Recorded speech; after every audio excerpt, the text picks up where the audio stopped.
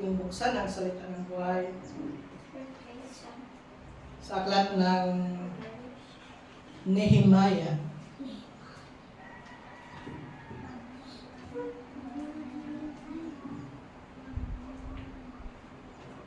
Nehemiah chapter 1, mga kapatid.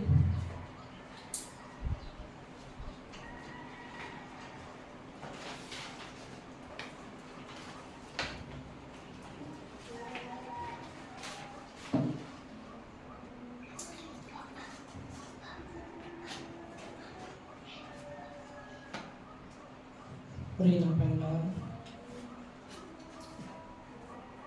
Yan ay pagkatapos ng Chronicles.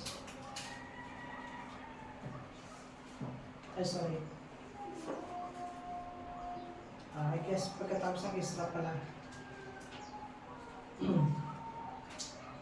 Nehemiah chapter 1 hanggang siguro verse 1 hanggang 1 to 3 na lang yung basahin natin kasi masyadong mahaba.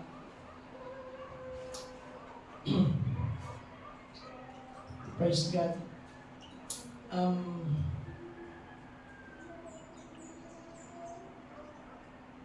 Sabi dito, the words of Nehemiah, the son of Hakaliah, and it came to pass in the month of Shesleu,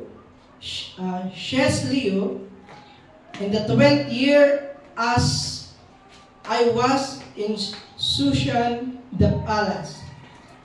So verse 2, that Hanani, one of my brethren, came, he and certain men of Judah, and I asked them concerning the Jews that had escaped, which were left of the captivity, and concerning Jerusalem, sa Bansalem.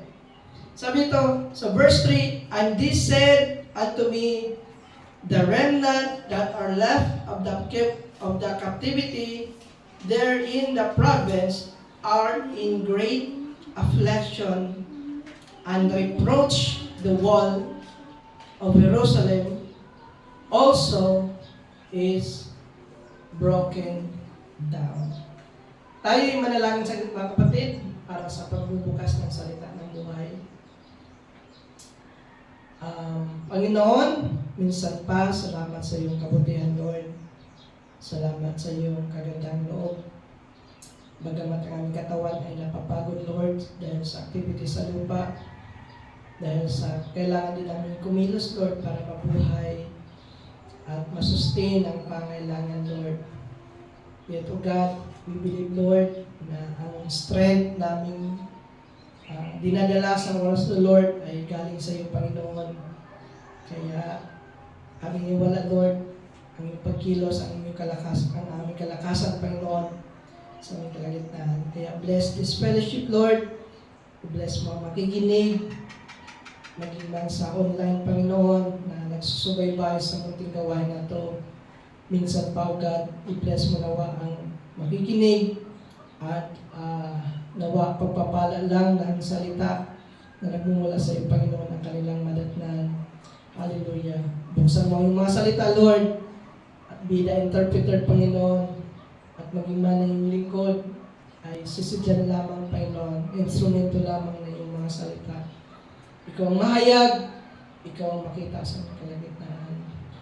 Purihin ka, Panginoon, pasalamatan ka, all the glory and honor belongs to you in Jesus' name. Amen. Hallelujah. At malayo makaupo ang lahat. Purihin ang Panginoon. Hallelujah.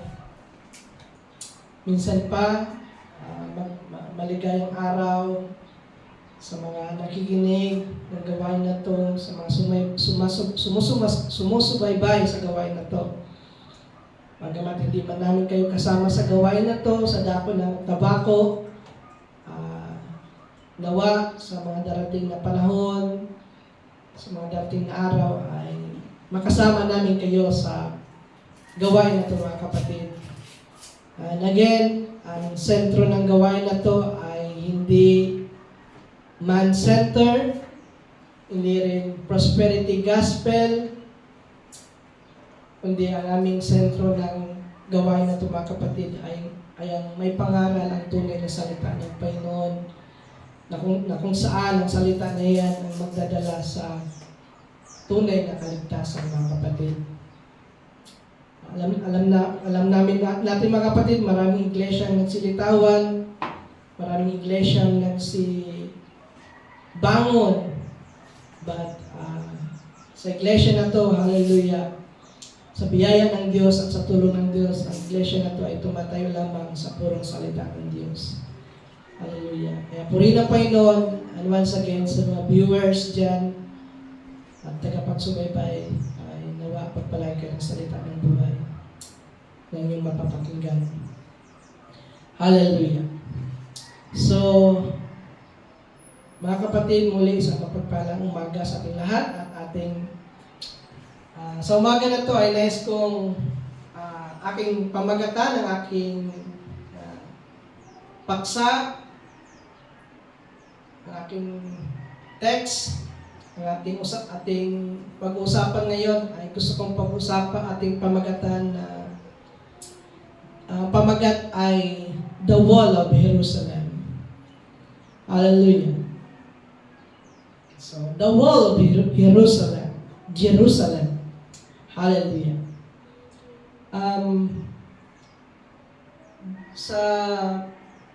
Mostly pag ako ay nangaral ay lagi akong pupunta sa Matthew, sa New Testament like Corinthians, Revelation, at sa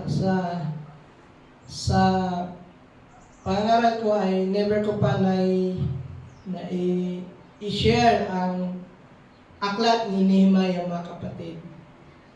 So, hindi ko pa naibahagi ang aklat ng Nehemiah.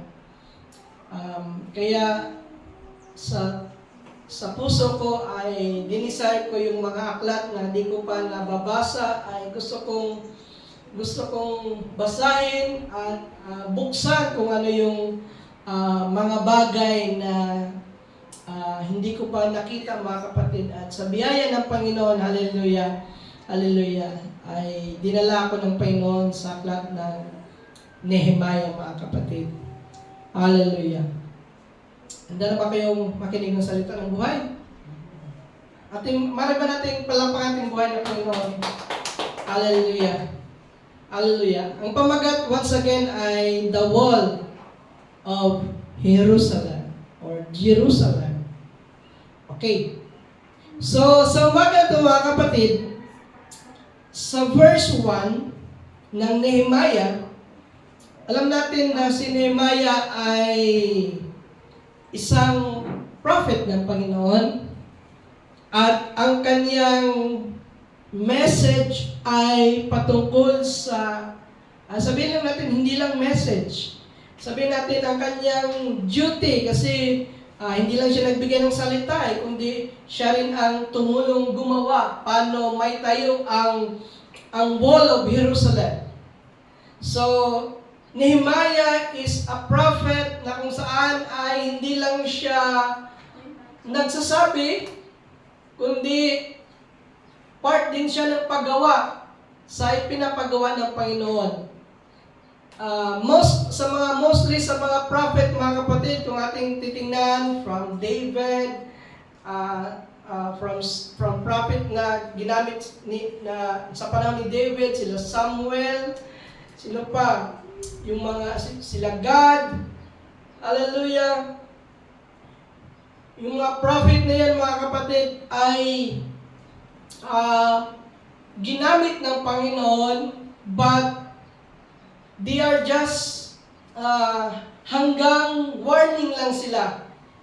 Hanggang pagsabi lang sila, hanggang sa instruction lang sila. Although may ibang prophet siguro mga kapatid na nagtulong, yet di ko na lang mabanggit yan at di ko pa nakita na kagaya sa prophet ni Jeremiah na kung saan ay siya mismo ang nagtumayo mga kapatid, tumulong mga kapatid. So may mga prophets na hanggang warning lang sila, hanggang paalala, but Prophet Nehemiah is different, mga kapatid. He is a prophet na hindi lang hanggang warning, kundi hanggang sa pagtayo ng Wall of Jerusalem. Hanggang sa pagtayo ng Wall of Jerusalem, nandun siya, nagtulong siya sa pagtayo, nagtulong siya paano i-organize ang isang bagay na may tayo ng maayos at matibay, mga kapatid. And alam natin, mga kapatid, yung pagtayo niya sa Wall of Jerusalem yun ay message ng Panginoon, mga kapatid. Yun ay instruction ng Diyos na ipinagawa ng Diyos kay Nehemiah, mga kapatid. At dito sa chapter 1, verse 1, mga kapatid, praise God, hallelujah, ay ito yung time na si Nehemiah, so ating basahin, mga kapatid.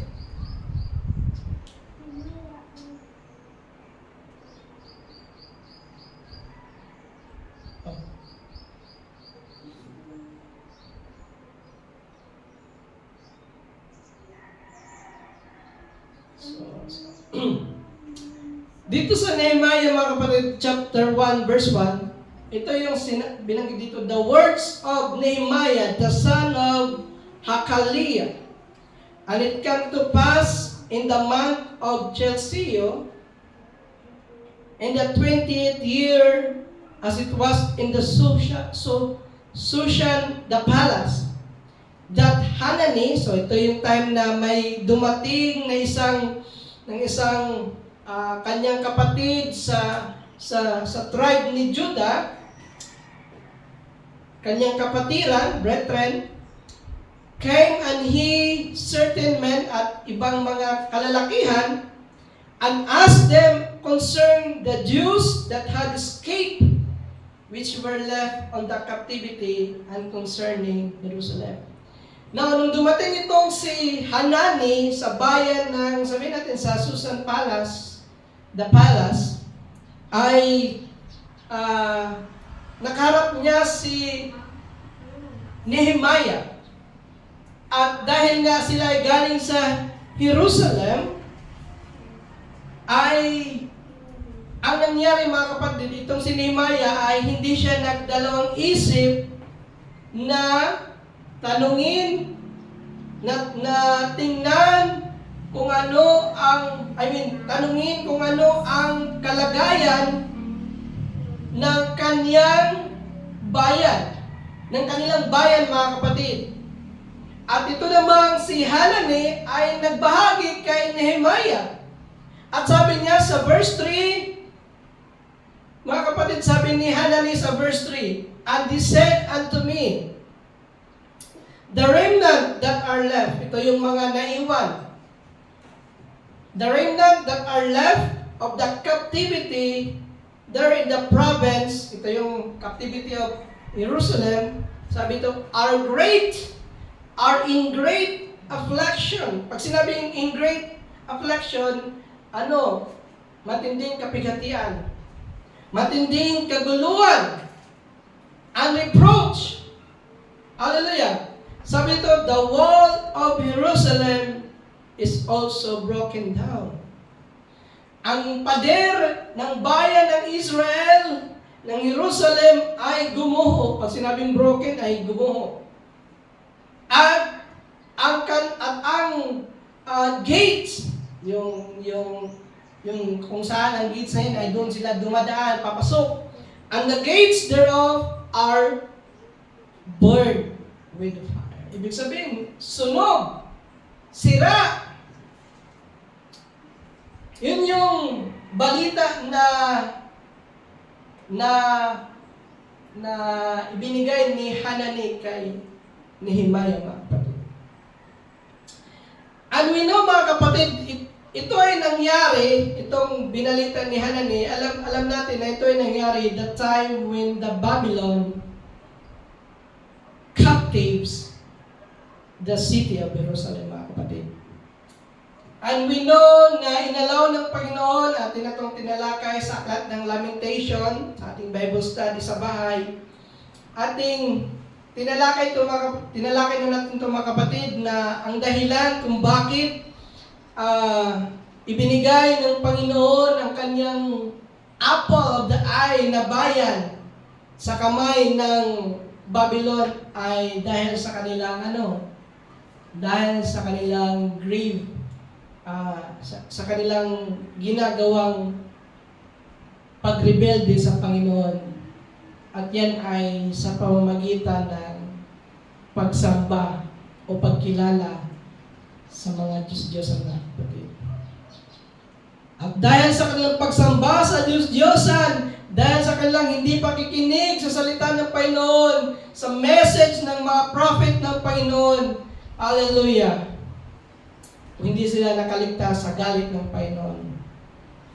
At yun nga, winasak ng Babylon ang kanilang bayan. At nung nawasak ang bayan sa kamay ng Babylon, at nangyari naman mga kapatid, itong sila Nehemiah from Babylon, ito namang Babylon na nag-conquered sa Jerusalem ay na-conquer din naman ng Persia.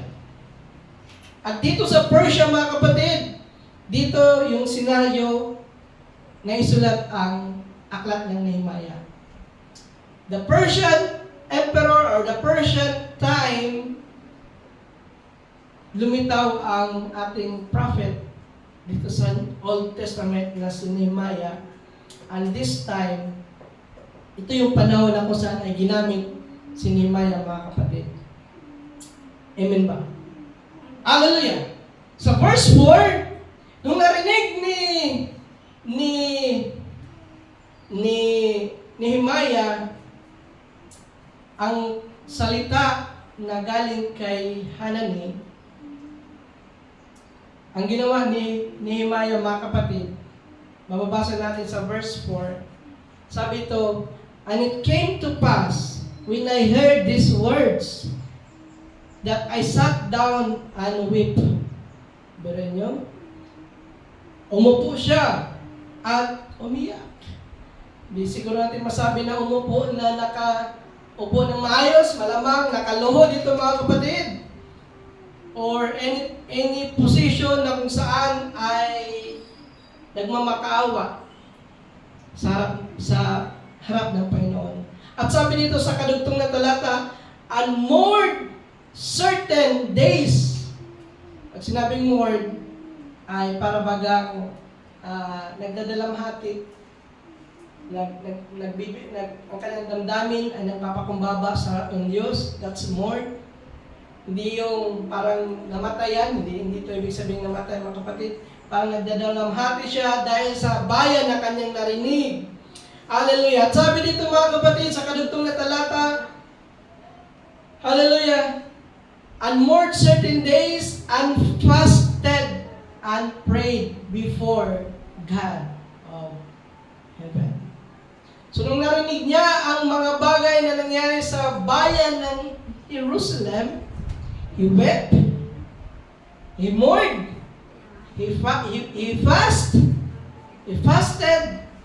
and he prayed before the God of heaven, mga kapatid.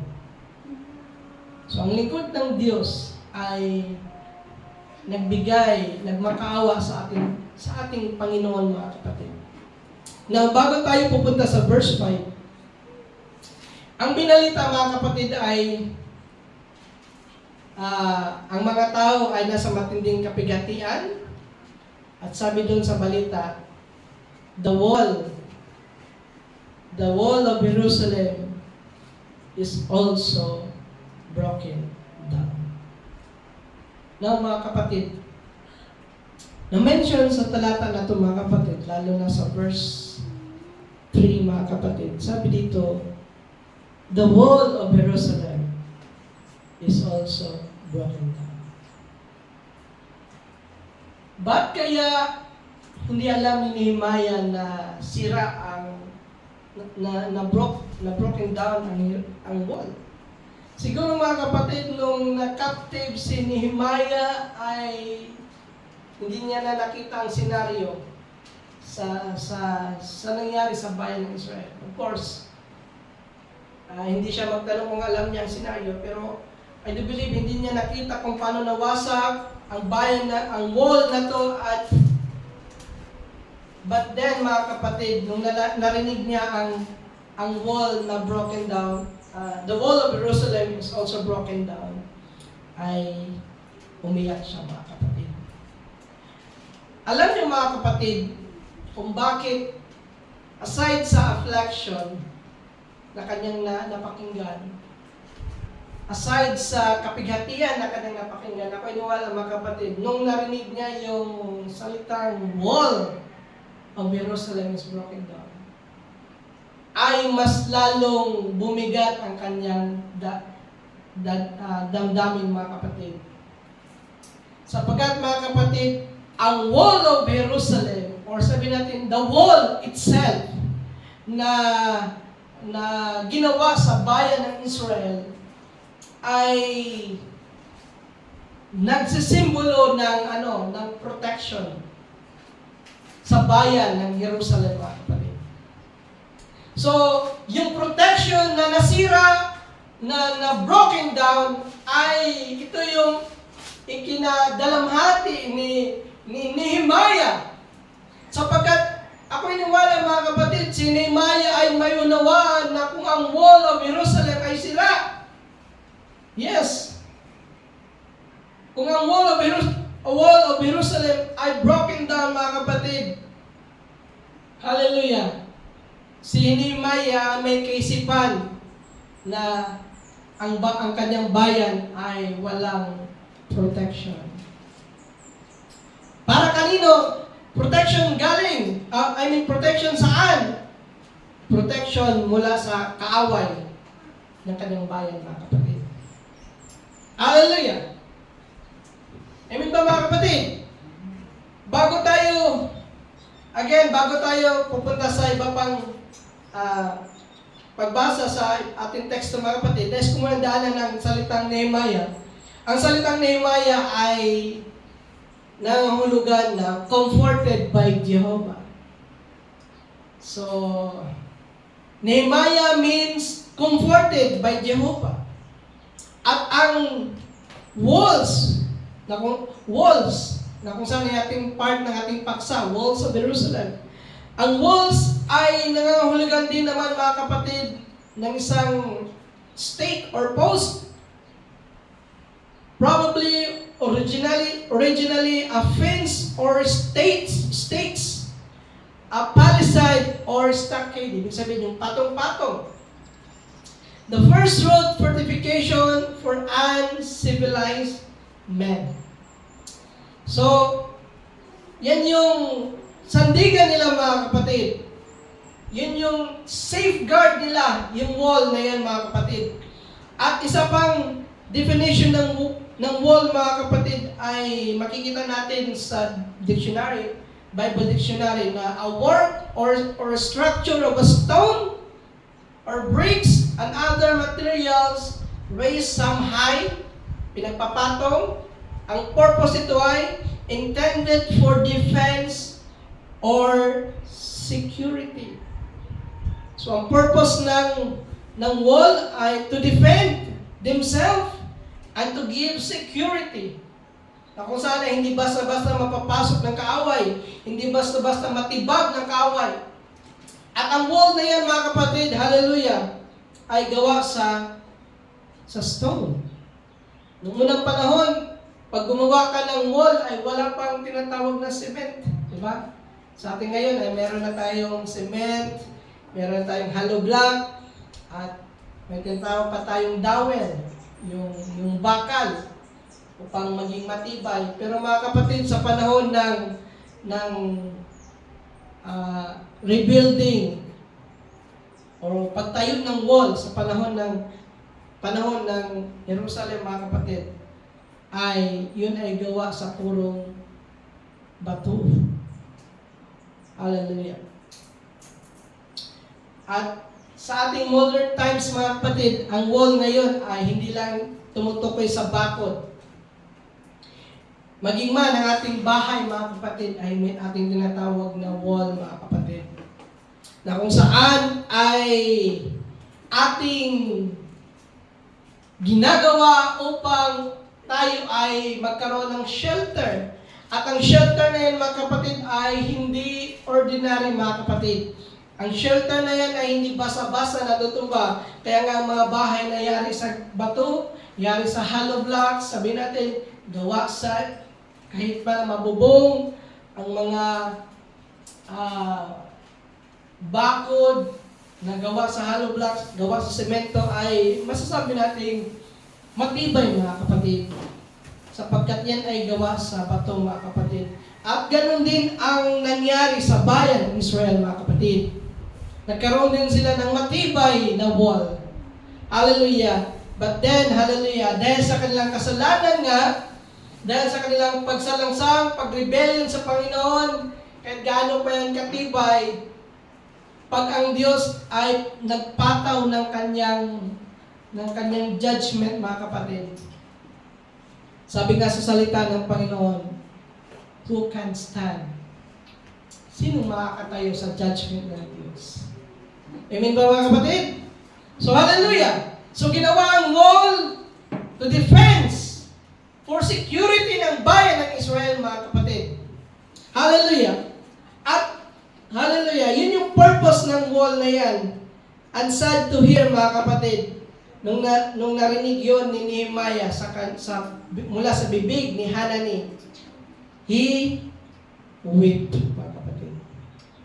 Umiyak siya. Nagdalamhati siya. At hindi lang siya nagdalamhati, siya ay nag-ayuno. At nanalangin sa ating buhay na Panginoon. Hallelujah. Anong laman ng kanyang panalangin mga kapatid? Malalaman natin yan sa verse 5. Sabi ito, and said, I beseech thee, O Lord God of heaven. Sabi niya, ako'y namamanghik. Ako ay nagpapakumbaba, nakikiusap. I beseech thee, O Lord of God of heaven, the terrible God, that keep covenant and mercy for them that love Him and observe His commandment. So yun yung mensahe ni Nehemiah mga kapatid, na humingi siya namamanik siya sa Diyos ng langit, sa Diyos na tapat sa kanyang pangako, sa nagmamahal sa Kanya, sa mga gumagawa ng Kanyang tuntunin, sa Kanyang commandments. Hallelujah, sabi niya sa verse 6, let thine ear now be attentive, and the thine eyes open. Buksan mo ang iyong mga mata. Sabi ito, that you may hear the prayer. Nanalangin si Nehemiah na nawa buksan ng Panginoon ang kanyang mga mata, ang kanyang tainga, na pakinggan ang kanyang panalangin ng kanyang lingkod. Hallelujah, na kung saan ay kanyang dinadalangin araw at gabi. Hallelujah, na ang mga bata, ang mga children of Israel, na kanyang lingkod, hallelujah, hallelujah, na nagkasala, hallelujah, hallelujah, at kanyang tahanan, mga kapatid, na nagkasala din, mga kapatid, hallelujah.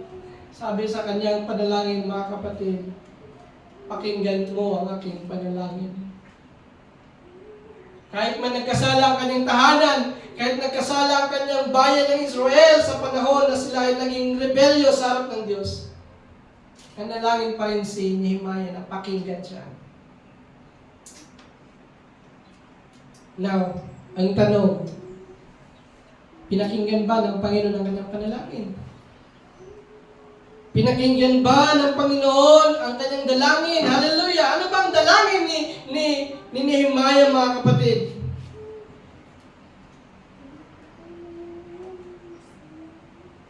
Ano bang panalangin ni Nehemiah?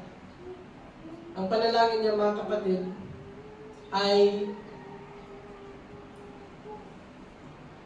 may tayo o mapanumbalik ang wall of Jerusalem, mga kapatid. Hindi niya sinabing may tayo ang templo, kundi ang kanyang panalangin ay may balik ang wall of Jerusalem. Ganon kahalaga kay Nehemiah ang wall of Jerusalem. At sa kanyang panalangin, mga kapatid, anong nangyari, mga kapatid? Hallelujah! Anong nangyari nung si Nehemiah ay nanalangin sa Panginoon, nag-ayuno? Ang ating Panginoon ay nakinig kay Nehemiah, mga kapatid. Amen ba? Ang ating Panginoon ay nakinig sa panalangin ni Nehemiah, mga kapatid. At binanggit din sa talata na ito, mga kapatid, ayaw kong basahin kasi mahaba. Nais ko lang kunin yung laman, mga kapatid. Pinakita din sa Nehemiah chapter 1 na si Nehemiah ay isang cupbearer. At pag sinabi natin cupbearer, mga kapatid, ay trusted person ng Haring Artaxerxes ba yun? Artaxerxes. Hallelujah! Siya ay trusted person na kung saan ay bago dumating sa hari, ang isang alak ay dadaan muna sa bibig ni Nehemiah, mga kapatid. Biruin mo, anong authority na meron si Nehemiah, mga kapatid, sa panahon ng kanyang pagsisilbi sa isang hari, mga kapatid? Sa hari ng Persia. Walang iba kundi si Artaxerxes, mga kapatid. Hallelujah! At mababasa natin yan sa chapter 2, mga kapatid. Gaano kaganda ang sitwasyon ni Nehemiah, mga kapatid. Hallelujah! At tingnan niyo, mga kapatid, nung that time na nanalangin si Nehemiah sa Panginoon, ang ginawa ng Panginoon ay nakinig siya sa kanyang dalangin, mga kapatid. Nakinig siya sa kanyang dalangin at ginawa ng Panginoon, mga kapatid, sa kanyang panalangin upang mangyari ang kalooban ng Panginoon ay ang ginawa ng Panginoon kay sa kanyang hari na si Artaxerxes, mga kapatid, ay pinalambot ang kanyang puso. Nung nakita ng hari na si Nehemiah ay malungkot, nasa chapter 2 yan, mga kapatid, nung nakita ni Artaxerxes, the king, na ang kanyang lingkod na si Nehemiah ay malungkot, mga kapatid, kanyang itinanong sa kanyang lingkod na si Nehemiah, bakit ka malungkot? Sabi dito sa verse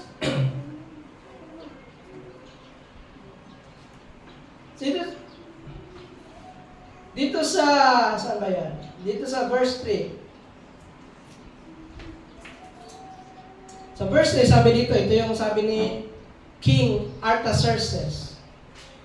And said unto king, let the king live forever and ever. Why should not my countenance be sad when the city, when the place of the prosperity lie waste, and the gift therefore consumed with fire? Sabi ko, the king said unto me, for those do make requests, so I prayed to the God of heaven. Tingnan niyo, mga kapatid. Naging malungkot si Nehemiah, yet pinihit ng puso ng Panginoon ang hari na ito, mga kapatid, upang i-grant ang request ni Nehemiah, mga kapatid. At nangyari, mga kapatid, tinulungan ng hari na ito, mga kapatid, si Nehemiah na itayo ang wall, ang broken wall. At nangyari, mga kapatid, nung humayag ang hari ay ito namang si Nehemiah ay binigyan siya ng anong kailangan niya. Ano ang kanyang kailangang dadalhin? Ano ang pangailangan upang may tayo ang broken wall na yan? At hindi lang siya binigyan ng pangailangan, mga kapatid, when it comes to mga material bagay, kahit sa mga security escort ay binigyan ng ganung privilege si Nehemiah, mga kapatid. So biruin mo, from servant, ginawang may special treatment si Nehemiah mula kay Artaxerxes, mga kapatid. And to make the story short, mga kapatid, hallelujah, ating mababasa sa Nehemiah chapter 16. Okay, so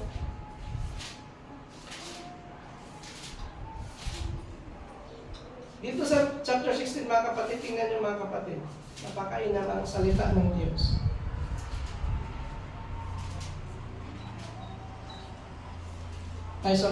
Nehemiah chapter 6 pala. Sabi dito, mga kapatid, so verse 15. Napakainam. So, ayaw kong basahin lahat, mga kapatid, kasi mahaba. Maabutan tayo ng sobra na sa tanghalian.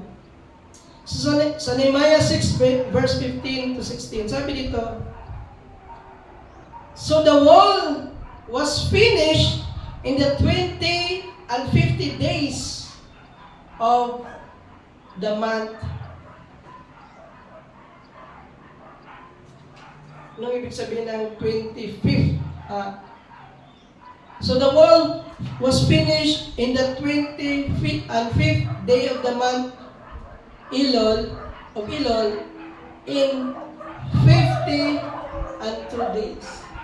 So within 52 days, mga kapatid, ang wall na itinayo kasama si Nehemiah, isang prophet ng Panginoon, isang servant of God, natapos lamang ng 52 days. There yan. And we know, mga kapatid, natapos yan dahil ako'y niwala, mga kapatid, nagkaroon ng pagtutulungan. Amen ba?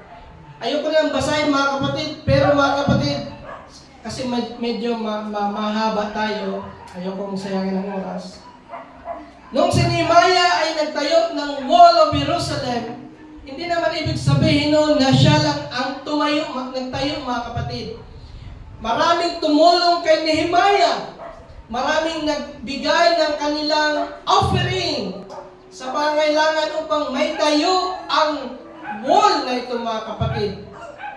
At within 52 days, mga kapatid, anong nangyari? Naging successful ang paggawa o pag-rebuild ng wall of Jerusalem. Within 52 days, mga kapatid. At nangyari, mga kapatid, nung natapos ng 52 days, alam niyo ba kung anong nangyari sa kalaban ng Israel? Alam niyo ba, mga kapatid, anong nangyari sa kalaban ng Israel? Sabi dito, mga kapatid, sa verse 16, nang narinig ng lahat ng kalaban namin ang tungkol dito, lahat ng bansa na nakapaligid sa amin ay natakot. Hallelujah! Nung narinig nila na ang wall of Jerusalem ay natapos nila within 52 days, ang mga kalaban ng Israel ay natakot. Bakit sila natakot, mga kapatid? Sapagkat sila ay naniniwala na ang paggawa sa wall of Jerusalem, pag-rebuild ay within 52 days ay hindi yan gawa ng tao. Ilan ba ang 52 days? Parang sa atin, 2 buwan. Hindi lang abot ang 2 buwan. Estimated lang. But this time, mga kapatid, they are working with the wall. At umabot lang to ng 52 days. Wala silang mga makinarya, hindi kagaya sa ating panahon na merong mga backhoe, may mixer, may ano pa, para mapabilis ang pagbuhos. Pero mga kapatid, by the grace of God, natapos nila ang nagawin ang wall within 52 days. And, dahil dito, natakot ang bayan, natakot ang kalaban ng bayan ng Israel, mga kapatid. There is a great fear. Hallelujah! Sapagkat nakita nila muli ang pagkilos ng Panginoon, mga kapatid. At ako'y niwala, mga kapatid, ganun din ang kaaway ng Panginoon. Pag ang mga lingkod ng Diyos, ang kanyang mga hirang, pag ang Diyos muling gumawa sa kanilang kalagitnaan ng mga bagay na hindi ordinary, mga kapatid, hallelujah, ako'y niwala, kahit ang kaaway ng Diyos, ang Diablo, mga kapatid, ay takot, mga kapatid, hallelujah. Amen ba? Takot ang Diablo kung makita niya na ang Panginoon ay may gawa, bagong gawa sa ating buhay, mga kapatid. Takot ang Diablo. Hallelujah, because ang Panginoon ay sumasa kanila once again, mga kapatid. Ganun ang nangyayari sa bayan ng Israel. Nung nabalita nila within 52 days na tayo ang wall, na-realize nila na ang Panginoon ay nasa kanila muli, mga kapatid. Ang kanilang pinaglilingkuran na Diyos na buhay ay muling, hallelujah, sinamahan sila. Hallelujah, at ganun ang takot ng bayan, ganun ang takot na naramdaman sa kalaban ng bayan ng Israel. Hallelujah. Hallelujah. So they are now afraid nung makita nila ng kanilang kinukot siya, ang kanilang pinipersecute na bayan, tinatawag na bayan, ay muling nakita nila ang pagkilos ng buhay ng Diyos sa kanila. Takot sila. Amen ba? And again, kahit ang kaaway ay sa ating buhay, mga kapatid, pag ang Diyos ay nasa atin, pag ang Diyos ay kumikilos sa ating buhay, even the devil trembling, mga kapatid. Hallelujah! At nangyari, mga kapatid, ako iniwala, mga kapatid, aside from, dahil natapos yun ng 52 days, ako iniwala, ang kalakasan ay binigay ng Panginoon, ang spirito ng pagkakaisa ay binigay ng Panginoon, ano pa? Ang spirito ng kagalakan na may tayo, ang wall of Jerusalem ay ibinigay ng Diyos sa kanyang bayan, mga kapatid. So that's why natapos agad within 52 days. At nangyari, mga kapatid, after natapos ang bayan ng Israel, after natapos ang wall of Jerusalem, na take note, maraming mga Israelites na nagalak, maraming Israelites na masaya, but nung si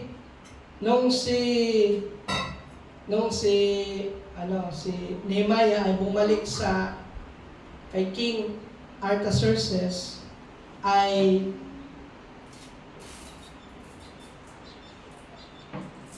para bang siyang umalis muna saglit, tapos babalik din naman kasi servant siya ng hari, kailangan nga rin yung presence niya doon sa hari na si Artaxerxes. Ang nangyari, mga kapatid, ganito. Sa Nehemiah chapter 13, so tayo ay pupunta sa Nehemiah chapter 13. Tingnan niyo, mga kapatid, kung gaano sila naging pasaway ulit sa harap ng Panginoon. Sa Nehemiah chapter 13, verse 1 to 3, tingnan niyo, mga kapatid. So, ating na lang buuin itong, gawin natin, kunin natin yung buod ng text, mga kapatid. Ay ating makikita, mga kapatid, na ang priest dito, tingnan nyo ha, ang priest sa panahon na ito, mga kapatid, during na tayo ng wall of Jerusalem, nabalik na ang paglilingkod sa Panginoon, pagsamba, tingnan nyo, mga kapatid, Ang nangyari sa chapter 1 hanggang chapter 13, 1 verse 3, ay ang bayan ng Israel, pagdating sa paglilingkod, ay sila ay nagipag-ugnayan sa isang bayan na kung saan ay, o sabihin natin sa isang tao na kung saan ay naglilingkod sa Diyos-Diyosan. Kaya bababasa natin dito mga kapatid, tingnan nyo, ng araw na yaon, basahin natin sa English. Sa verse 1 and verse 13, on that day, they read in the book of Moses, okay, in the audience of the people, and there was found written that Ammonite and the Moabite should not come into the congregation of God forever. Sa gawain ng Diyos, sa panahon na yan mga kapatid, pinagbabawalan sa aklat ni Moses na magkaroon ng Ammonite and Moabite. So, itong Ammonite at Moabite, bawal sila sa congregation. Now, bakit kaya? Bakit kaya sila bawal sa gawain ng Diyos? Simple lang mga kapatid, sa verse 2, because, tingnan niyo mga kapatid sa verse 2, because they meet not the children of Israel with bread and with water. So, ibig sabihin, ang itong lahi na to, itong Ammonite at Moabite, hindi sila nakipagkaibigan sa bayan ng Israel. Hindi sila nagbigay ng kanilang tulong. Hindi sila nagbigay ng kanilang pagkakaisa sa bayan ng Israel. Ano ang ginawa nila mga kapatid? Mababasa pa rin natin sa verse 2. But they hired Baalam. Nag-hired sila kay Baalam. Anong ginawa ni Baalam? Against them, that they should course, though howbeit our God turned our course into blessing. Ano ibig sabihin ito mga kapatid? Nag-hire sila kay Baalam para Para i-curse ang bayan ng Israel. But then, hindi man talaga na-curse ang bayan ng Israel kasi alam ni Baalam na pag i-curse niya, kinurse niya ang bayan ng Israel, ay i-curse din siya. So, anong ginawa ni Baalam? Pinasok niya, tinuruan niya ang Moabite at Ammonite na tinuruan niya magkaroon ng intermarriage. Intermarriage means kasal. Pagkakaisang dibdib ng isang Israelites at isang Moabite. Biruin mo, ang kalaban ng Diyos ay ang pagkakasalan ay ang anak ng Diyos. Kaya talaga, maging maingat tayo sa pagkakaisa ng isang dibdib ng isang mananampalataya. Sa mga nakikinig, sa mga naglilingkod sa Panginoon, na dalaga at binata, sa mga preacher, mga kapatid, ingatan natin na ang mga ating anak, of course, kahit ako ating anak, ay hindi makipag-ipan sa mga unbeliever, mga kapatid. Hallelujah.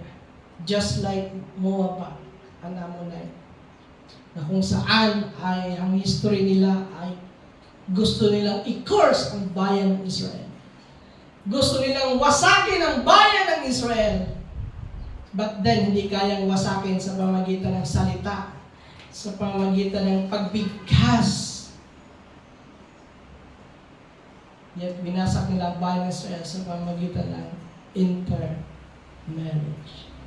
Or let's say, arranged marriage. Tinuruan ni Baalam na makipaghalubilo sa bayan ng Israel. At magkaroon ng pagkakasalan or marriage, intermarriage. At doon naggalit ang Panginoon So, hindi dapat sila kasali sa congregation. Hindi dapat sila kasali sa paglilingkod sa Panginoon. Bakit mga kapatid? Simple lang, ang maglilingkod dapat sa Panginoon, hallelujah, ay ang mga taong sincere, hallelujah, sa kanyang mga salita. Hallelujah! Bagamat dati tayo mga kapatid, hindi naman tayo sincere dati, amen ba? Diba? Busy man tayo dati. But by the grace of God, sa kanyang mga salita, sa kanyang paghugas sa ating buhay, hallelujah, nilinis tayo at nilagay tayo sa kanyang karyan upang magpuri at magpasalamat, hallelujah, sa ating buhay na Diyos. Hallelujah. And by then, mga kapatid, sa biyaya and by the grace of God, nandito tayo upang purihan at pasalamatan ng ating buhay na Panginoon. Hallelujah! We are part of this congregation, mga kapatid. Amen ba? Kaya sa congregation ng Panginoon, bawal, hallelujah, hindi prohibited ang mga hindi na naglilingkod sa Panginoon. Hallelujah, mga kapatid. Prohibited ang mga hindi nakikinig sa kanyang utos. Hallelujah. Although we preach them, we invite them in the church, we invite them sa mga Bible studies, sa mga gathering, family gathering ng salita ng Panginoon. But then, mga kapatid, hallelujah, walang place sa Panginoon, walang places ang congregation, ang isang buhay na hindi sumusunod sa kalooban ng Panginoon. Walang place sa kanyang kaharian. Maybe dito, may makalusot na hindi naglilingkod sa Panginoon. Of course, meron talagang ganun. Pero sa kaharian ng langit, mga kapatid, sa heavenly places, sa final destination ng mga lingkod ng Panginoon, wala doon mga manampalataya na hindi sumusunod sa kalooban ng Panginoon. Amen ba? Walang mananampalataya na hindi sumusunod sa kanyang kalooban. Lahat ng nandun, mga kapatid, ay mga purong mananampalataya na nilinis na hinugasan na ng banal ng Panginoon Jesucristo. Mga mananampalatayang namatay na sa kanilang sarili at sinunod ang kalooban ni Kristo, mga kapatid. Hallelujah! Ganon ang tema sa karya ng langit, mga kapatid. Just like this, mga kapatid, sa panahon ni Nehemiah. Although this is a physical na congregation,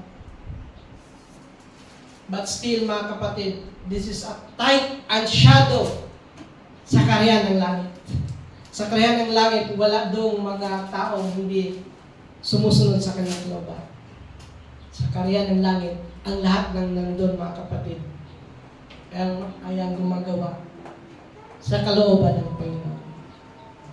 Kaya sa atin, pagdating sa pananamit, pagdating sa kabanalan, mga kapatid, hindi naman tayo stricto, but we implement it. Part din ng standard sa ating panampalataya, ang pananamit, ang pananalita na may kaayusan, mga kapatid.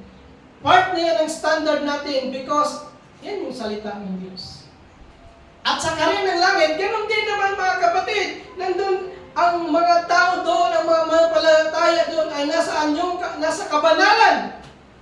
And we know, ang ating buhay dapat sa lupa ay makitaan din ng kabanalan, hallelujah, sapagkat ang ating pinaglilingkuran, mga kapatid, ay nasa kalagayang kabanalan, mga kapatid. So ang ating paglilingkod is a type and shadow sa bagay na darating, mga kapatid. Actually, hindi lang type and shadow yan eh. Yan talaga ay reality sa karya ng langit. Kung tinuturuan tayo ng Panginoon ng kabanalan sa ibabaw ng lupa, doon sa karya ng langit, hallelujah, nandun din ang kabanalan, mga kapatid. Hindi na-fade doon sa karya ng langit. Hindi natin sabihin na dito, pwede kang dapat mo i-exercise ang kabanalan sa pananamit. Tapos pagdating sa karya ng langit, isipin natin to, ligtas na tayo, so di na siguro kailangan. Pwede na siguro magdamit ng kung ano-ano doon, hindi, mga kapatid. Sa karya ng langit, may isa tayong damit, mga kapatid. At ang damit na yan ay ang katwiran ng ating buhay na Panginoon. So nagkaroon ng pinagbawalan ang pagkaroon ng Moabite at Ammonite sa isang congregation. Now, sa verse 13 ulit mga kapatid, ito yung isa sa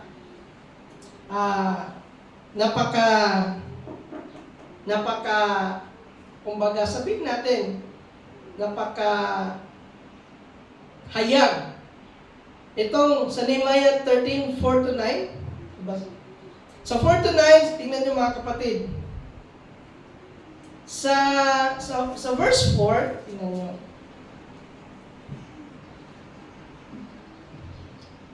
Okay, basahin ko sa aking, sa verse 4,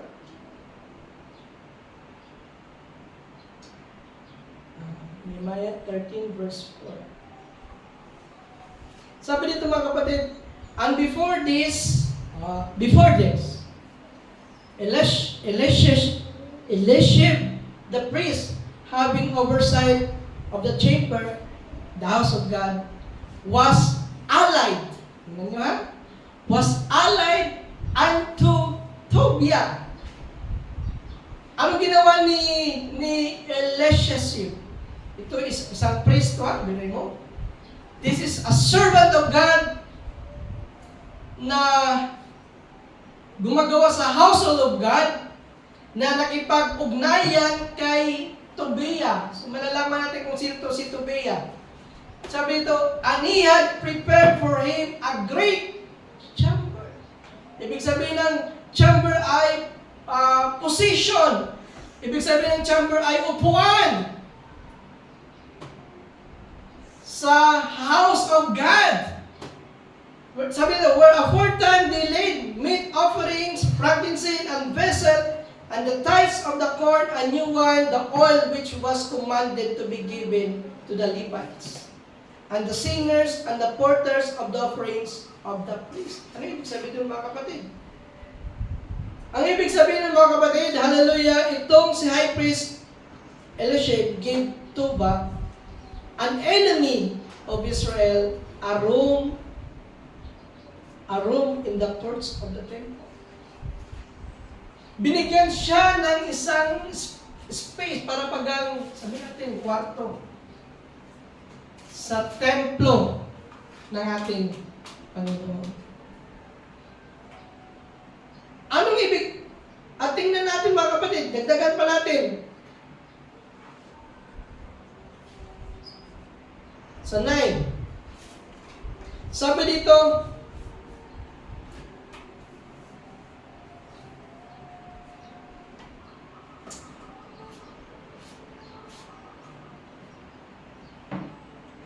sa verse 7, diretso tayo sa verse 7. So, maganda sa 5 ha, tingnan natin, maganda si Eliashib, balikan sa 5, naganda si Eliashib ng isang malaking imbakan para kay Tobias. So, itong Tobias, ito ay kaaway ng Israel, kung saan pinaglagyan dati ng mga handog ng pagkain butil. Biruin mo, ang kaaway ng Diyos, nilagay mo sa courts ng templo, at nilagyan mo pa ng imbakan ng mga ikapo, ng mga bagay na handog sa Panginoon para kay Tobias. Bagong alak, langis, tilaga para sa Levita, mag-aawit, mga tagapagbantay, tangkahan, at ambag para sa mga pari. Tingnan nyo, sa verse 6, pero wala ako sa Jerusalem ng mga panahong ito. Ito yung time na wala si Nehemiah. Tingnan mga kapatid, sa verse 7, ilang taon na lang natin mga kapatid para makasave tayo ng time. At bumalik ako sa Jerusalem. Nabatid ko ang kasama na ginawa ni Eliashib sa pagbigay kay Tobias ng isang imbakan na patio sa bahay ng Diyos.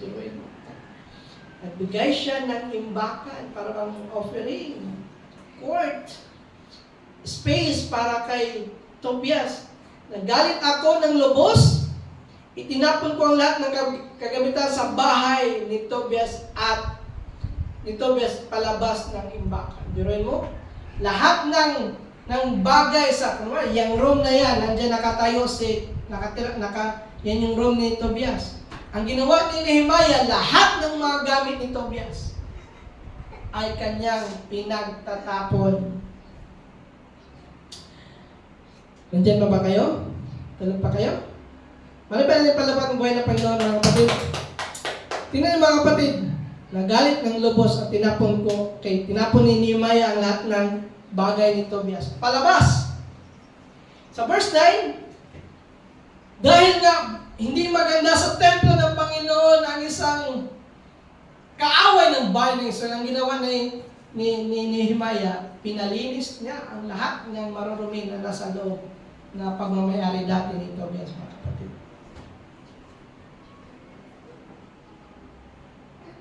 At ganoon din ang Panginoon sa ating buhay, mga kapatid. Ayaw ng Panginoon ng marurumi sa ating buhay. Kailangan niyang alisin. Kailangan niyang linisin. At ganoon din ang templo ng Panginoon. Hallelujah. Sa templo ng Diyos, walang marumi doon, mga kapatid, sa karya ng langit. Kaya dito pa lang, pinapractice na tayo ng Panginoon na linisin ang ating buhay. Amen ba? Ang paglilinis ay part ng kaligtasan. Kaya nga, may nagtanong sa akin,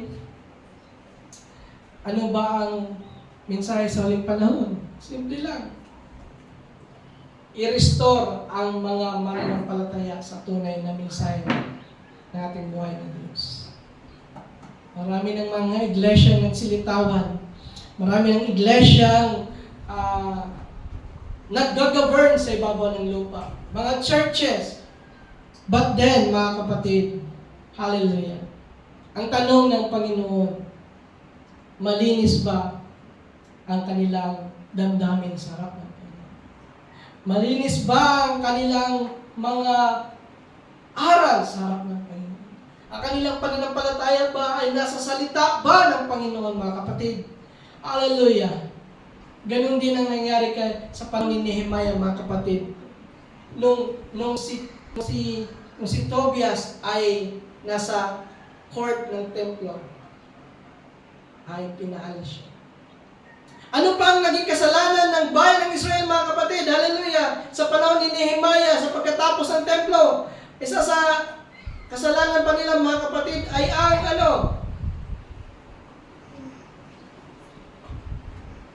ay pagpatrabahuin ang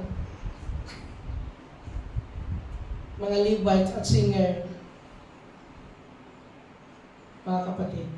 Instead na gawin ang paglilingkod sa templo ng Panginoon, dahil nga, sabihin na lang natin, walang sumusuporta sa kanila, ay nagtrabaho ang mga Levites sa fields para sa kanilang upang sila mabuhay, which is mali sa harap ng Diyos. Ako iniwala, mga kapatid, siguro itong mga Levites, itong mga kapatid, naging neglect din sila. Pinahintulutan nila na kahit wala silang makain, wala silang may support sa kanilang pamilya, ay pinahintulutan pa rin nilang magtrabaho sa field, sa lupa. At dahil nga sila ay nagtatrabaho sa lupa, na-neglect nila ang kanilang gampanin na kung saan ang templo ng Diyos ay kanilang aasikasuhin. Doon sila mag-minister. Alam niyo, mga kapatid, nakita ko to na walang masama ang magtrabaho ang Levites. Pero sa tingin ko, nangyari lang to, mga kapatid, kasi nga naging maluwag ang mga Levites. Hindi sila naging stricto, hindi sila nagpapaalala sa bayan ng Israel. Kaya talaga, mahalaga talaga pa rin ang mga isang mangaral ay stricto. Stricto in the sense according to the standard na binigay ng Diyos. Stricto na magpaalala sa mga kapatiran na suportahan. At kung hindi man suporta ang kapatiran, mga kapatid, basta palalahanan. Yun yung kasi nangyari dito. Hindi sila Hindi sila naging stricto, hindi sila nagpapaalala sa bayan ng Israel. Instead, sila naman ay nagtrabaho. At ang kanilang rason ay, yun nga, wala na silang matanggap na tulong mula sa mga Israelites. At ano pa mga kapatid, kahit sa araw ng Sabat, so, actually Sabat to kasi lumang tipan to ang mga Israelites ay nagbibenta, ng grapes, nagpipressing ng grapes, nagpagagawa ng wine. Nagagawa ng wine, mga kapatid. Hallelujah. So, gano'n nagalit ang Panginoon. And then, mga kapatid,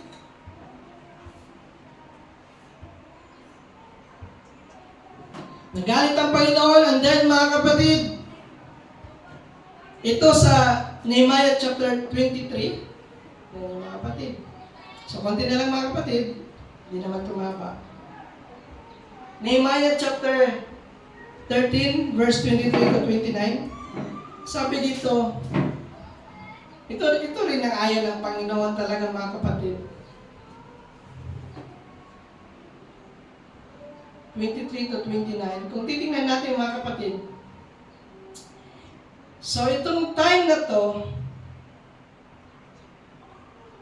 so 23, in those days, also nakita ni Nehemiah, Jews that had married wives of Ashur, of Ammon, and Moabite. And their children speak half of the speech Ashur. Tingnan mo.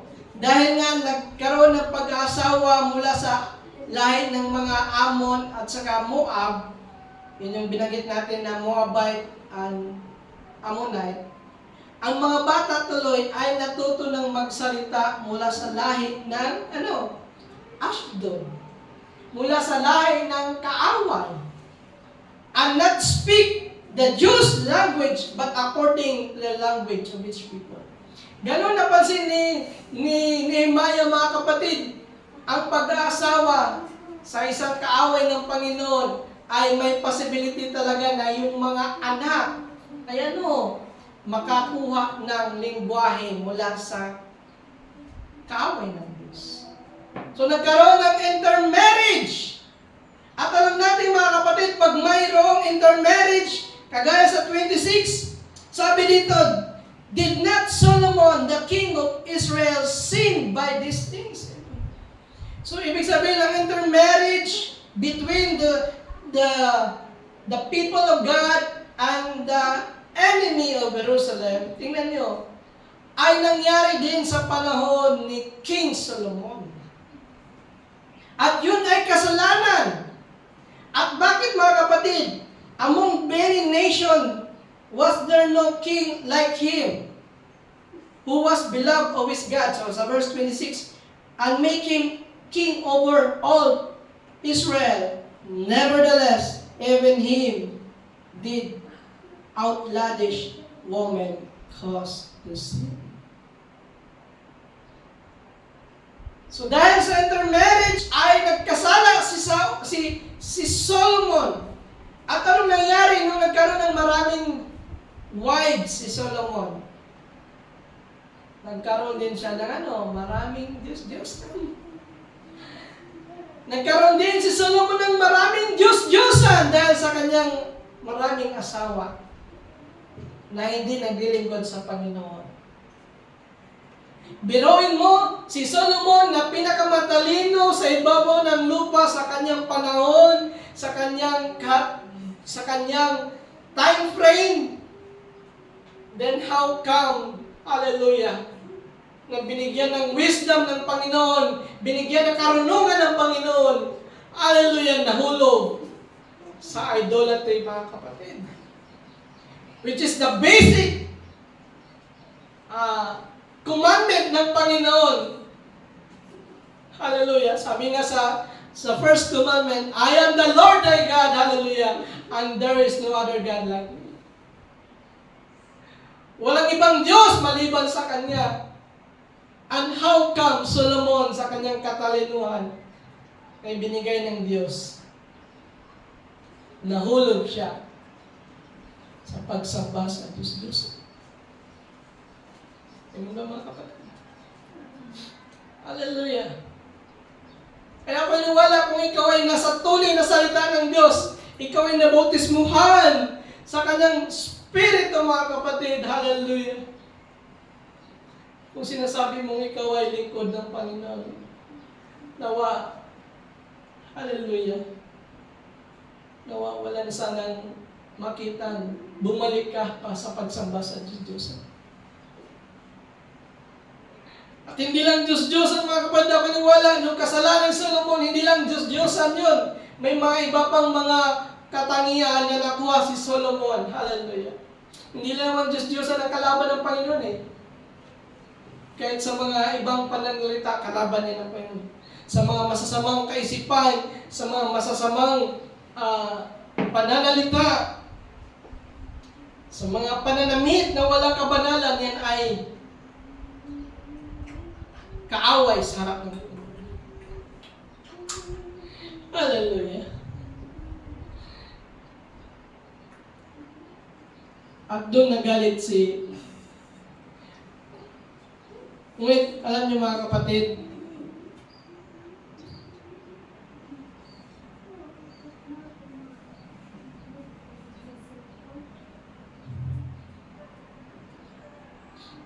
yung mga nagkasala sa panahon na yan, mga kapatid, isa din to napakainam sa 28.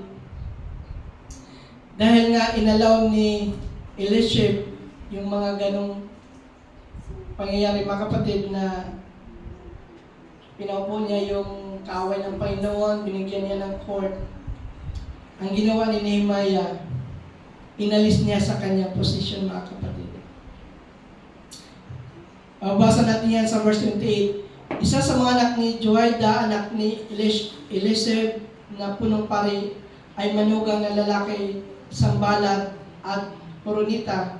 Kaya inalis ko siya sa aking presensya.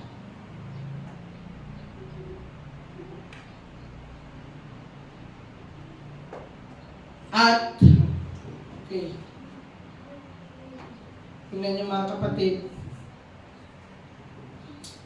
So,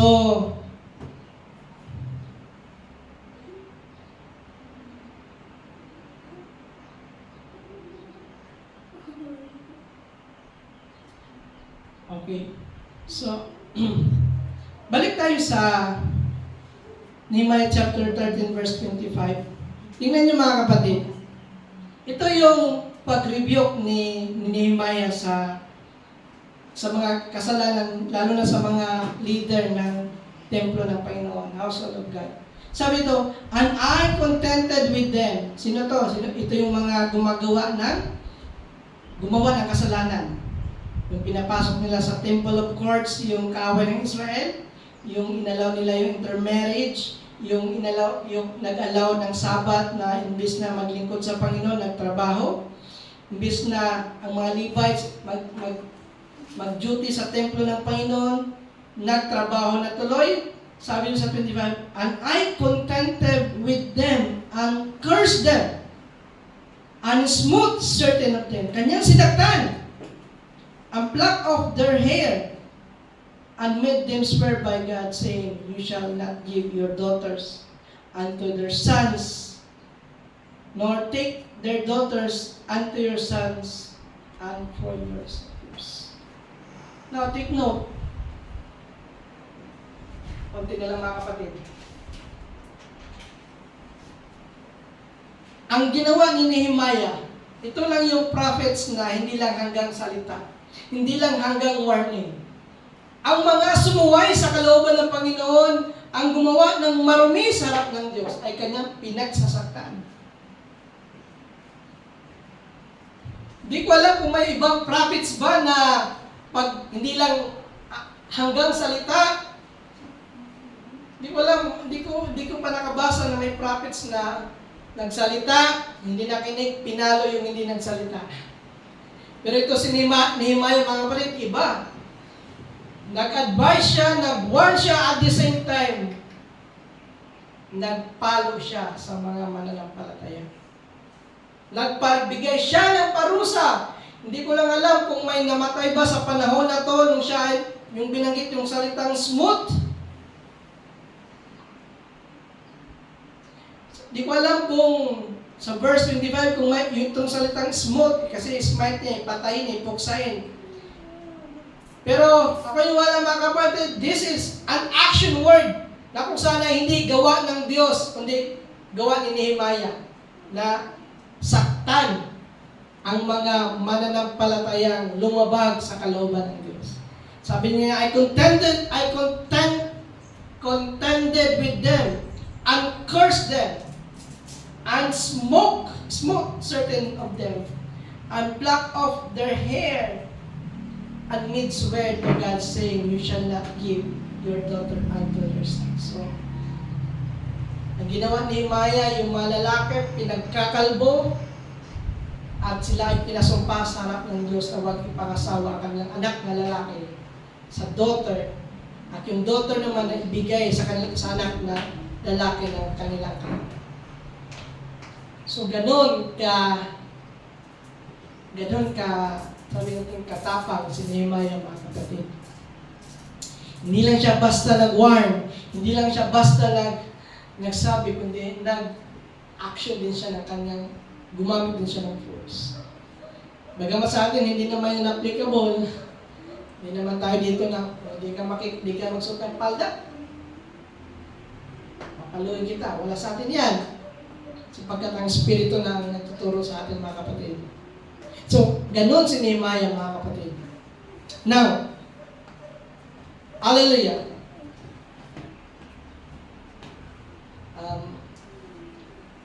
Tingnan nyo, mga kapatid. Ang wall na yan, mga kapatid, balikan natin natin teksto ni Nehemiah 1.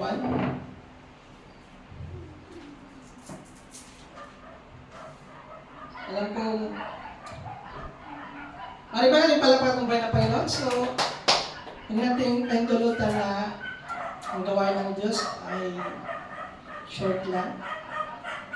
Now, balik tayo sa Nehemiah chapter 1. Now, ang ating tema, mga kapatid, the wall of Jerusalem.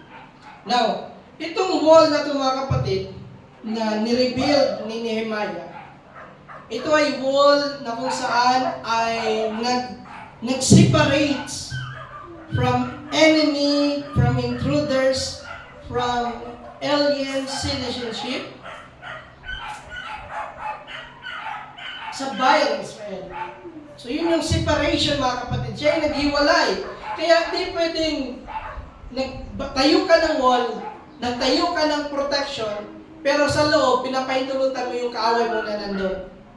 So hindi yun pwede, mga kapatid. Kaya ang ginawa ni Nehemiah, pinaalis siya sa temple, at ako yung wala, pinaalis din sila sa bayan ng Israel.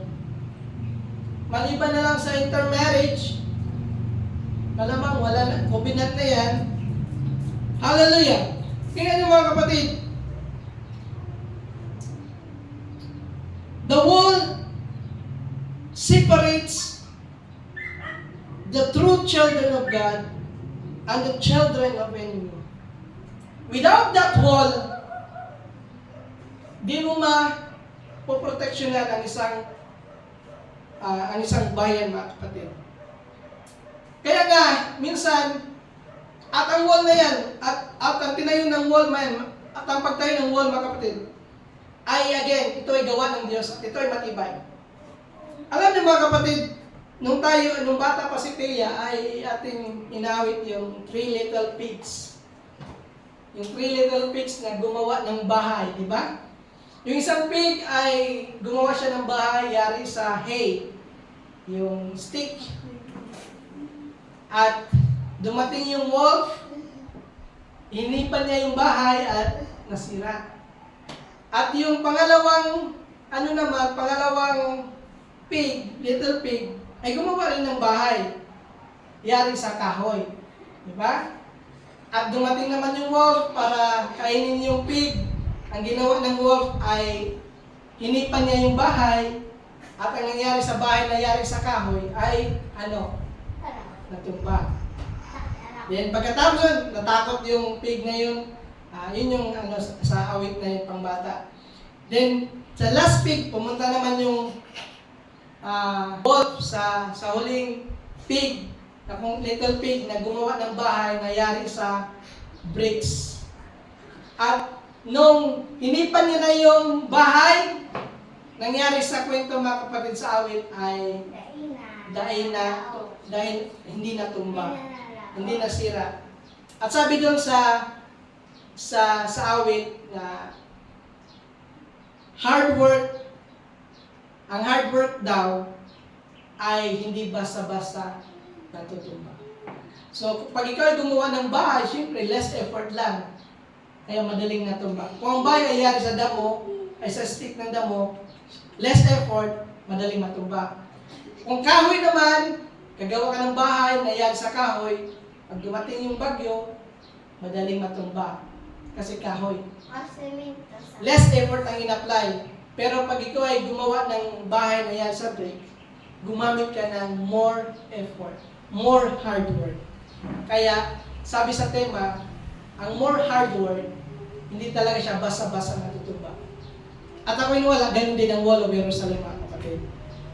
Bagamat 52 days yung ginawa, but ako wala, it's hard work. Ito ay hindi lang hard work na galing sa tao, kundi ito ay gawa ng Diyos. Pag ang Diyos ang gumawa, ito ay matibay, mga kapatid. Amen ba? Hallelujah! Hallelujah! At ako'y niwala, mga kapatid, hallelujah, the wall, yung wall na ginawa sa Jerusalem, yung rebuilding of wall, yun ay ginawa hindi para for decoration. Hindi yung ginawa for majestic art, but ginawa yun ng Panginoon, ginawa yun sa tulong ng Panginoon para sa kaaway at sa mga masasamang gawa mula sa kaaway ng bayan ng Israel. At alam niyo, mga kapatid, yung wall na yan, mga kapatid, hallelujah, tingnan natin ang Proverbs 4, verse 23. So, konti na lang, mga kapatid. Proverbs 4:23. Ano ang sabi ng Panginoon patungkol sa atin? Ito ay sulat ni Solomon. Proverbs 4:23.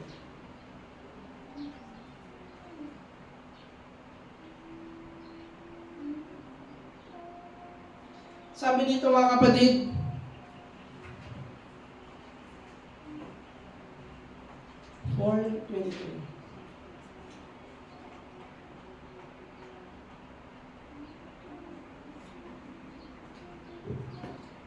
sa ibang salin, sabi dito, keep thy heart with all diligence, for out of it are the issues of life. Sa ibang salin, above all, guard your heart. Sa lahat ng bagay, sa lahat ng ibabaw, sa lahat, sabi ng salita, guard your heart.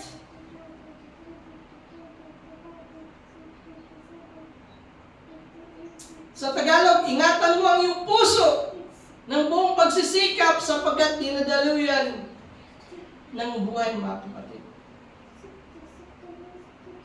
So kung ang trabaho ng wall is to guard the people of Jerusalem, now, mga kapatid, ikaw din naman, kailangan mo ring i-guard ang iyong puso. I-guard natin ang ating puso. Hallelujah! Huwag tayong mag-rely sa karunungan lamang. Well, ang karunungan na galing sa Diyos ay pagpapala yan at kailangan natin yan. But again, mga kapatid, kailangan natin matuturin na ingatan ang ating puso. Kahit nga si Solomon na matalino, na may wisdom na galing sa Panginoon, take note, nahulog pa rin siya sa Diyos-Diyosan. Matalino na yan, ha? But still, nahulog si Solomon. Kaya Kaya sabi ni Solomon sa 4 verse 23, above all else, guard your heart. Hallelujah! Itong verse na ito mga kapatid, ito ay powerful reminder sa atin na maging aware tayo sa ating kaisipan, sa ating paggawa, ating mga direksyon, sa ating buhay. Let us be aware sa ating mga gawa, mga kapatid.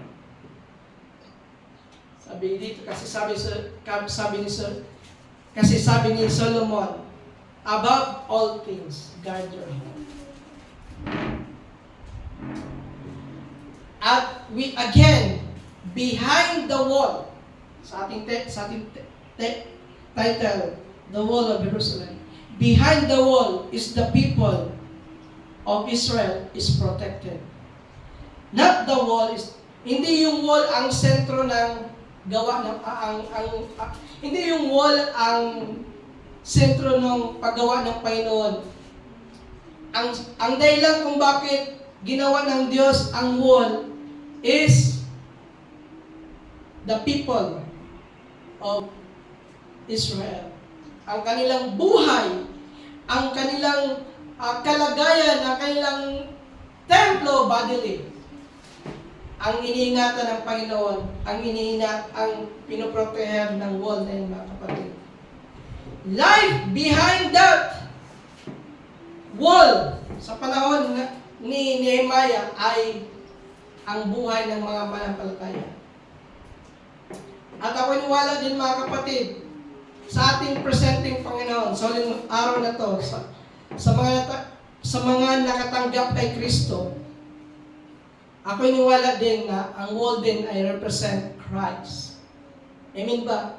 Christ is our protection by His blood, hallelujah, and by His death. Kaya nga sa Isaiah 26 verse 1, sabi doon, mga kapatid, ating basahin, mga kapatid, konti na lang, mga kapatid,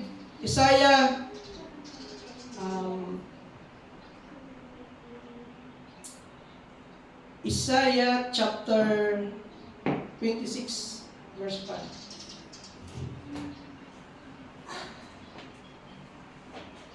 Mga kapatid, in the day shall this song be sung in the land of Judah.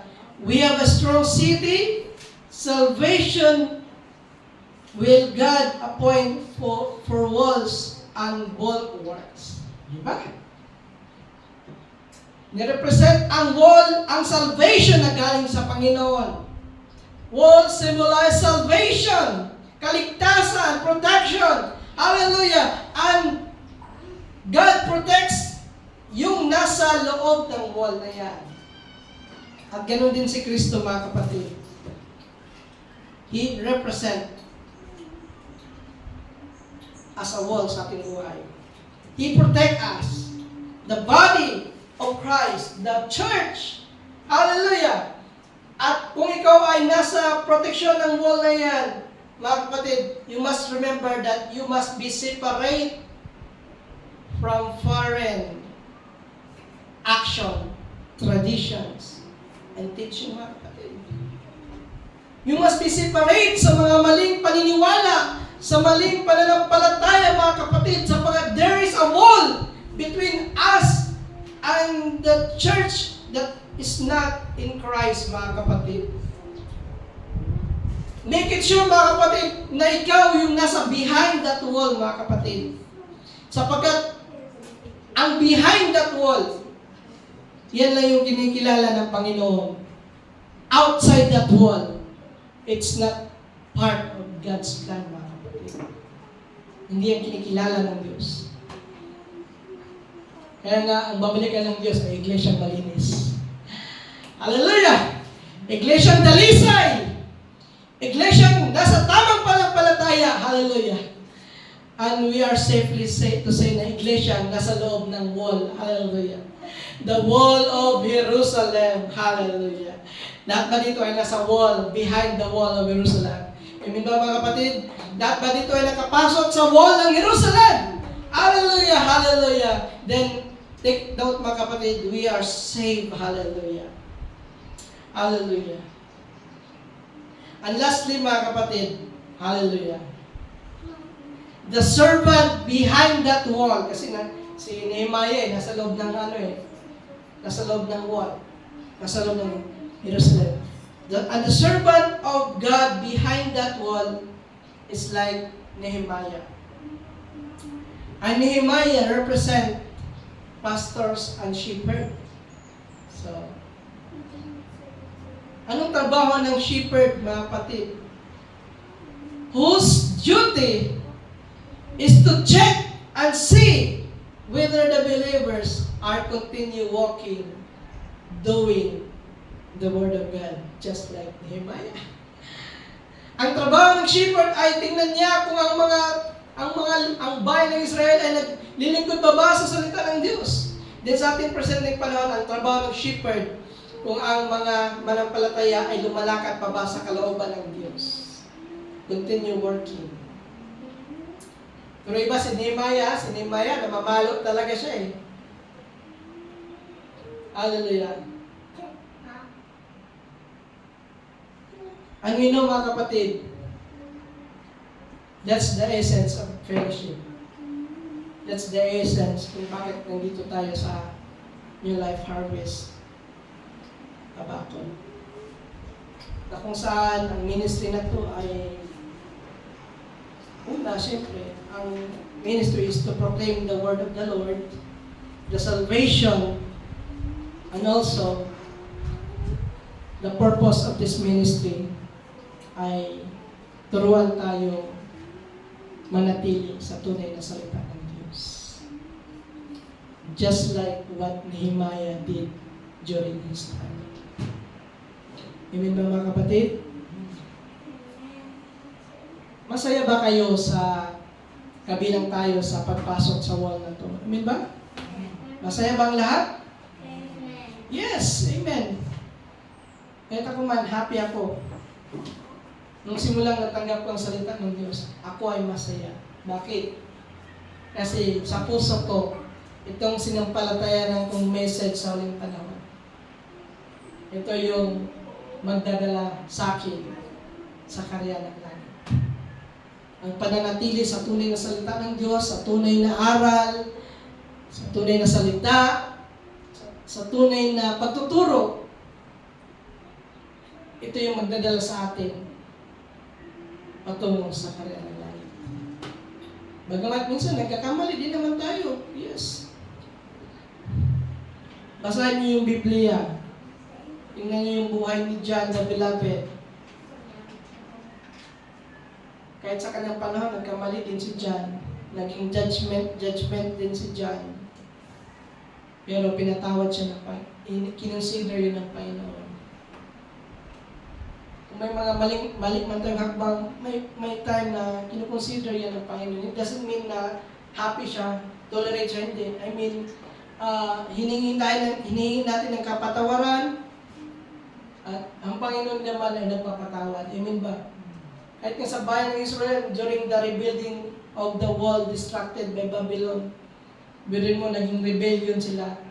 Pero during the time of rebuilding the wall of Jerusalem, pinakinggan ng Diyos ang kanilang dalangin. Bakit? Kasi pinatawad na sila ng Panginoon. Ganoon kamahaba ng Panginoon. Amen ba mga kapatid? Lahat ba dito ay pinatawad ng Panginoon? Amen ba? Lahat ba dito ay nakapasok sa wall of Jerusalem? Amen. Ating palamatin mo ng Panginoon. Hallelujah. Purihin ang Diyos. Purihin ang kanyang salita.